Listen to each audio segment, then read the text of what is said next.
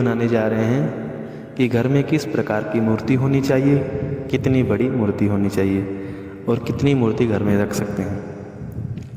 देखिए, हम जिस शास्त्रों को मान करके हम जिस मूर्ति की पूजा करते हैं, जिस देवताओं की पूजा करते हैं, तो शास्त्रों में और भी बातें लिखी होती हैं, उनकी वो मानना चाहिए। कुछ लोग कह देंगे कि क्या दो मूर्ति रखने से क्या घर में कुछ अशांति हो जाएगी।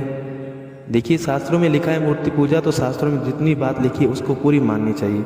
आज के इस आधुनिक समय में लोगों की यही विडंबना है, शास्त्रों में जो बातें अच्छी लगती है उनको मानते हैं और जो बातें अच्छी नहीं लगती उनको नहीं मानते हैं।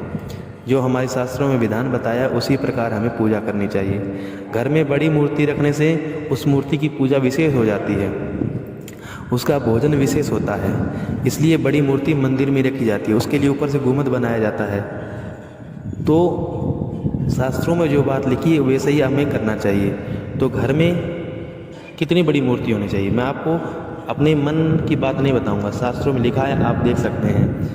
ये मत्स्य पुराण में लिखा हुआ है कि अंगुष्ठ परवादारभ्य वितस्तिर्यावदेवतु गृहेषु प्रतिमा कार्या नादिका सस्यते बुधैः। बोले, घर में अंगूठे के पर्व से लेकर एक बीता परिमाण की ही प्रतिमा होनी चाहिए।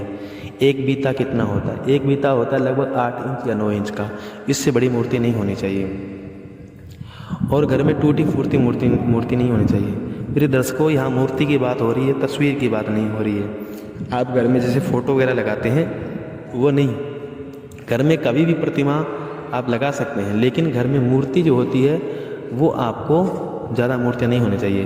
और ये भी प्रमाण है कि मूर्तियाँ कितनी होनी चाहिए, तो मैं आपको बताने वाला हूँ कि घर में किस किस देवता की कितनी मूर्ति होनी चाहिए। और मूर्ति पूजा कैसी करनी चाहिए। घर में कभी भी मूर्ति होती है वो अंदर से खोखली नहीं होनी चाहिए।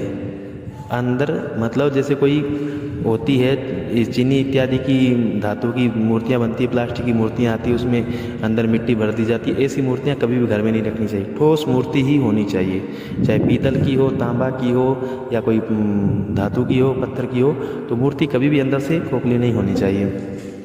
तो देखिए, श्लोक इस प्रकार है। घर में 2 शिवलिंग, 3 गणेश प्रतिमा, 2 शंख, 2 सूर्य भगवान की प्रतिमा, 3 दुर्गा मूर्ति और 2 गोमती चक्र और 2 शालिग्राम की पूजा करने से गृह स्वामी को अशांति होती है। एक श्लोक इस प्रकार है।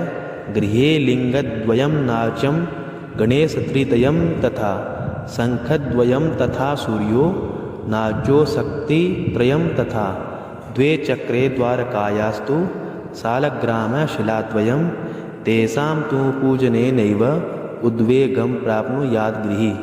इसलिए घर में कभी भी 2 शिवलिंग नहीं होना चाहिए, 3 गणेश जी की प्रतिमा नहीं होनी चाहिए, मूर्ति नहीं होनी चाहिए, 2 शंख नहीं होने चाहिए घर में कभी भी, 2 सूर्य की मूर्ति नहीं होनी चाहिए, 3 दुर्गा मूर्ति नहीं होनी चाहिए और 2 गोमती चक्र ये कभी भी घर में नहीं रखनी चाहिए। तो प्रिय दर्शकों, आपको समझ में आ गया होगा। आपकी जैसी भी जिज्ञासा हो, अगर आप ज़्यादा आपके पास कोई संग्रह हैं तो आप कृपया कमेंट में कर सकते हैं, ताकि हमारे दर्शक और भी जानकारी जान सके, हम भी जान सकें। तो ये मैंने जो पढ़ा आज, जो आप मेरे सामने आया, जो मैंने आपको बताया, तो अपनी राय जरूर दीजिएगा। देखने के लिए बहुत बहुत धन्यवाद।